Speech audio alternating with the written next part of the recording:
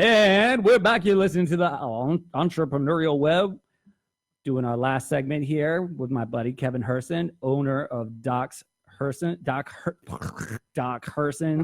Sorry, my cord was tangled up under my chair. I rushed to get my headphones on. My hair is all messy, and I said the words wrong. Oh, goodness. Kevin Herson Yes, of sir. Doc Herson's Spirits, now a Brooklyn-based operation, but got started in Harlem here Correct. in New York City about 8 years ago. Yep. 10 if you count the underground, the black market years. Go on, just Google Harlem Absinthe Basement. Mm. And there's a whole Village Voice actually did a video of the underground operation. So if you want to see a completely illegal operation, how to do things illegally, go check that site out. Are you in that video? I am in that video. Yes, I am. You just want trouble, don't you? We actually had the TTB, the federal guy, show up to the distillery in Breuckelen. Wow. And they were asking and questions. He was like, "Boy, I heard about you." They did. The guy said to me, he's like, "What's this thing about the basement operation?" And I explained it. He's like, "Just keep all the paperwork," because we actually filed. We almost got it licensed by the state in the basement. He's like, "Just hang on to the paperwork. Make sure, like, one day if they come after you, like you were a little naive and you thought like we could get this thing going in the basement. Right, like, right. Keep the paperwork." God, what's the statute of limitations for that? That's Couldn't tell you, man. wow. We must be coming past it now. Watch your back. Yeah, let's Yeah. hope. Jesus, that's crazy. So you spent time in a number of different industries that lended itself to you being able to distill, but also sell this product. So the background in chemistry, working as a chiropractor, getting into pharmaceuticals, commodities trading and sales, restaurant Yes, sir. industry, obviously. What other things have helped you just besides hitting the streets, going door to door, going to places that are most of the time looking for at least interested in it's a little bit of an open door policy, which is good. It's not totally cold, but Absolutely. a little. Can be. It can be, yeah. What else has assisted you along the way in being able to get your brand? Because you're in California, where you lived for a long time, and New York. Are there any other states that you're in? Not yet. We just started selling in California in September. Okay. Things are going phenomenal out there, being super well received.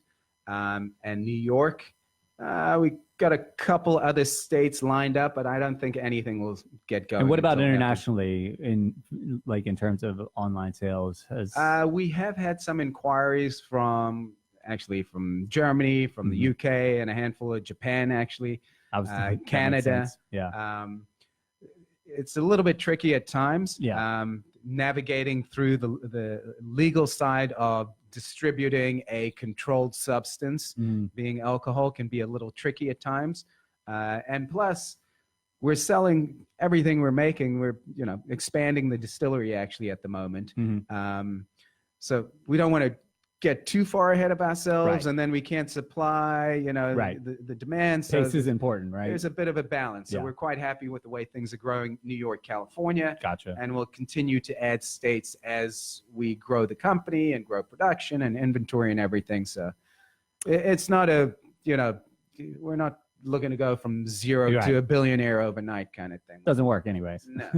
No. So what other things have helped you besides just your charm and your beard? And I know you're lying. I'm not. The reason you're here is because every time we get together, it's a good time. This is much fun. Absolutely. And you are charming. I mean, I've never told you no. The moment you walked in the door, I was like, I don't care what he has. Yeah, just buy from this guy. Yeah, definitely.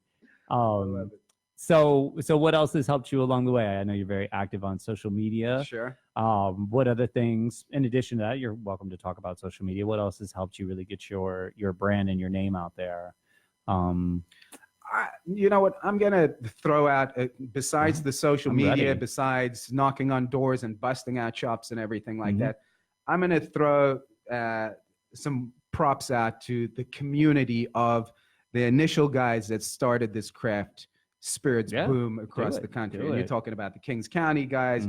You're talking about Brad from Breuckelen. You're talking about us.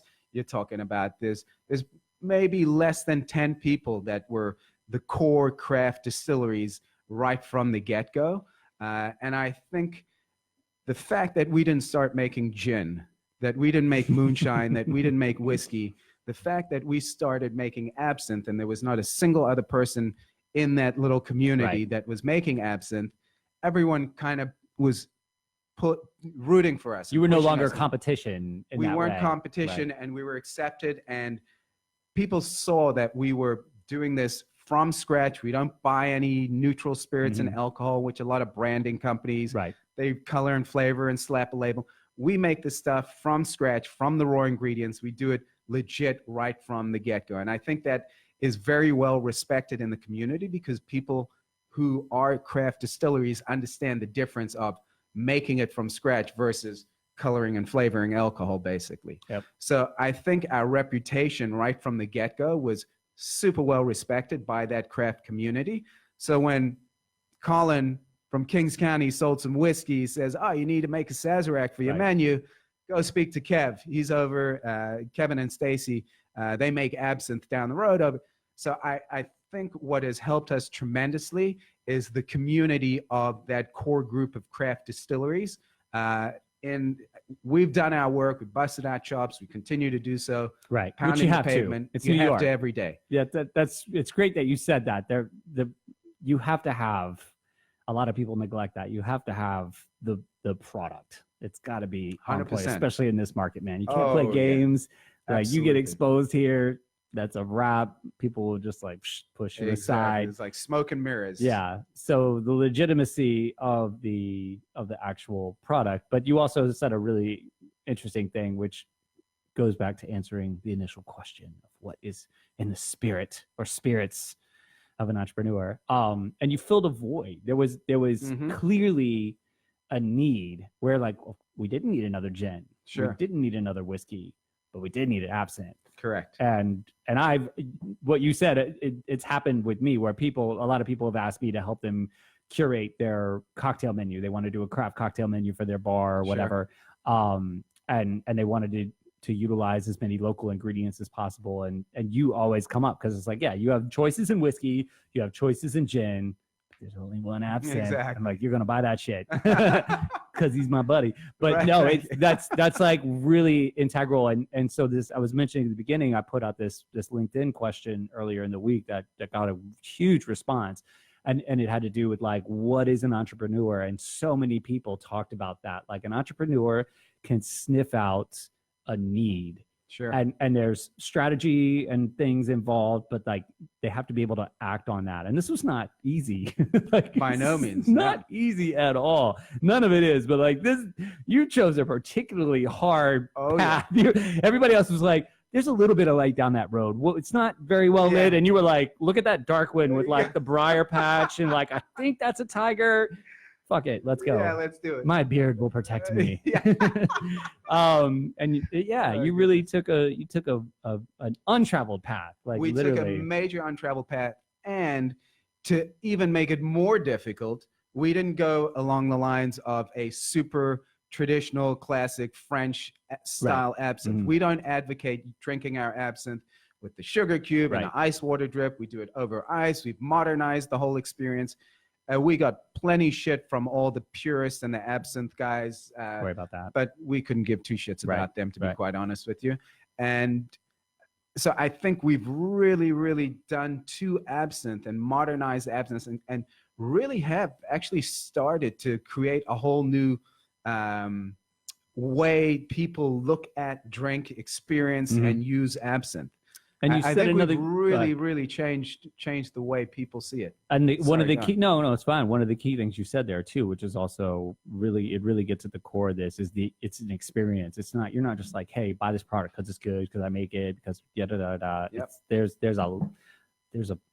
a thing happening. I mean, it's a little out of body experience if you drink too much. Yeah, I love the old stories. I love the old stories about like classic French absinthe and the wormwood. Everybody's like, oh, does it have the real wormwood? Like, I heard it. And I read it was like, yeah, it was probably just lead poisoning from the stills. And they were just like hallucinating. Laudanum was kind of a fun thing. Little liquid opium. Put a couple drops of that in there. They just drink a shit ton of it too. Like, if you drink enough of anything, you'll hallucinate. Oh yeah, for sure, man. Absolutely. So as we wrap up here, tell us, I mean, because you being an innovator and taking that less traveled road, you've come up with a number of different things. You started with the green absinthe. Correct. Then you went on to a red, but now you've got like a smorgasbord kind of. Yeah. What are all the offerings, and where can people find information about? Don't forget to tell the address. Yes. So we have 3 different styles of absinthe, very unique. We have an Amaro, we have an orange liqueur, and we have an herbal liqueur. The best place to get info on it, and you'll share that obviously with links on social absolutely. media and that, just Google Harlem Absinthe. And I'm sure that we're covering the entire page, right. and it'll have links to everything. You can follow us on social media. You have to work on your SEO for that one. No. Docs Spirits, DOCS Spirits, SPIRITS. That's our Instagram handle, or Doc Herson's, or like I said, just Harlem Absinthe. We're gonna pop up, and you can get lots of info. You can see where to purchase, what restaurants we're at. Go visit Della, because we're on the menu over there. Absolutely. Better be. It is. And Juice Box, of course. But there's plenty info to be found online with the Harlem Absinthe. Really Google awesome thing. All right. So you got to answer the question in 30 seconds. Oh, good. What's one thing that's in the spirit of an entrepreneur? Oh my God. I think you got to be completely fucking nuts and work your ass off. Boom! And we're going to end with that. That's it, everybody. Wow. Stole the words right out of my mouth. All right. You better make something happen with that, folks. Have a great weekend. You're listening to the Entrepreneur Web. Peace out. Thank you.